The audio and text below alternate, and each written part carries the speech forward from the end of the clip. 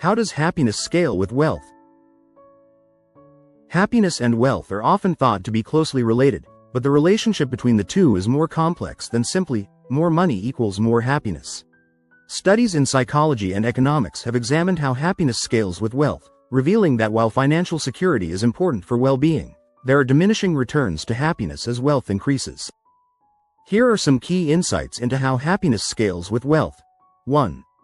The necessity of meeting basic needs. At the most fundamental level, money is essential for meeting basic needs such as food, shelter, healthcare, and education. Individuals who struggle to meet these needs are more likely to experience stress, anxiety, and unhappiness. Therefore, in the lower ranges of income, increases in wealth lead to significant increases in well-being. When people are lifted out of poverty and gain access to necessities, their happiness improves markedly. This phenomenon is closely tied to Maslow's hierarchy of needs, where financial resources help individuals satisfy the lower-level needs, physiological and safety needs, before they can focus on higher-level needs such as love, self-esteem, and self-actualization. For people below the poverty line, an increase in wealth has a strong positive correlation with happiness because it directly impacts their ability to survive and live with dignity. 2. The diminishing returns effect. Once a person's basic needs are met, the relationship between money and happiness weakens. This concept is often referred to as diminishing returns. As wealth increases, the incremental happiness gained from each additional dollar decreases. Studies, such as those conducted by economists and psychologists, have found that beyond a certain income threshold, often cited as around $75,000 to $90,000 annually in the US, additional income has a much smaller effect on happiness. This is because once individuals can afford life's essentials, the link between money and happiness is less about survival and more about luxury, status, and comfort. This threshold varies depending on factors such as geographic location, culture, and cost of living. In areas with a high cost of living, the amount of money needed to reach a point where additional income offers diminishing returns may be higher. Conversely, in regions with a lower cost of living, people may achieve the same level of happiness with less income. 3. Beyond the threshold. Money and life satisfaction. Although the effect of income on emotional well-being flattens after a certain point, it's important to distinguish between day-to-day happiness and life satisfaction. Some research, such as studies led by Daniel Kahneman and Angus Deaton, shows that while money doesn't significantly boost daily emotional well-being beyond the threshold, it continues to increase people's overall life satisfaction. Life satisfaction refers to the broader evaluation of one's life and accomplishments rather than moment-to-moment happiness. For instance, wealthier individuals may not experience greater joy on a daily basis, but they often report feeling more satisfied with their lives overall. This may be because wealth provides a sense of achievement, security, and freedom to pursue goals, which are factors that contribute to life satisfaction. 4. Relative wealth and social comparison. Happiness is not just influenced by absolute wealth but also by relative wealth. People often measure their happiness in comparison to others, and this process of social comparison can affect how wealth translates into happiness.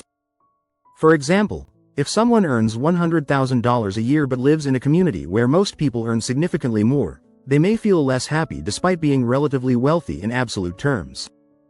Conversely, if the same person earns $100,000 in a community where most people earn less, they may feel more content and successful. The comparison trap can create a paradox where individuals feel unhappy despite financial success because they constantly compare themselves to others who are wealthier. In this sense, wealth can increase dissatisfaction if it leads to upward comparisons with peers who have more. 5. The hedonic treadmill effect.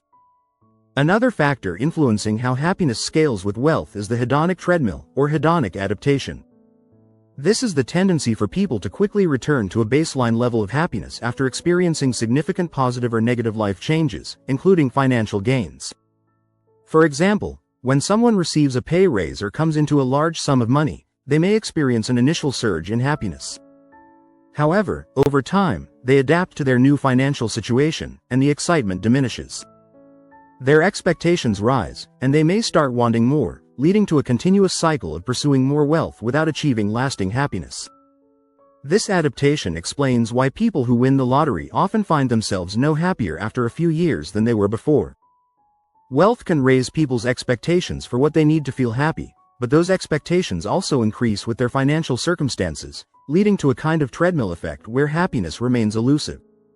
6. Money's impact on freedom and autonomy. One of the significant ways in which money contributes to happiness is through autonomy and freedom of choice. Financial independence allows individuals to have more control over their lives, making choices that align with their values, passions, and desires. Whether it's the ability to travel, pursue hobbies, or leave a stressful job, money can provide options that improve life satisfaction. People who experience financial stability often feel more empowered to focus on relationships, personal growth, and meaningful experiences, factors that have a direct impact on happiness. In contrast, those who live paycheck to paycheck may feel trapped in their circumstances, with limited time or energy to pursue what truly matters to them. 7. The role of purpose and fulfillment. Ultimately, happiness is strongly tied to non-material factors such as purpose, relationships, and personal fulfillment. While wealth can remove barriers to achieving happiness, it cannot create meaning or purpose. People who focus primarily on accumulating wealth without addressing these deeper needs may find themselves feeling empty or unfulfilled despite their financial success. Philosophers and psychologists argue that a meaningful life comes from contributing to something larger than oneself, whether through relationships, personal growth, or helping others. Wealth can support these pursuits, but it is not a substitute for them.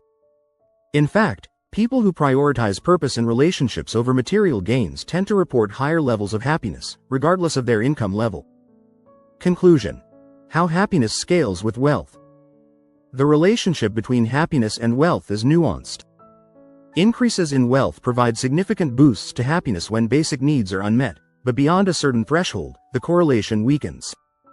While money allows for greater life satisfaction, autonomy, and freedom, it doesn't eliminate the inherent challenges of life. Factors such as social comparison, hedonic adaptation, and the pursuit of purpose play vital roles in determining overall happiness.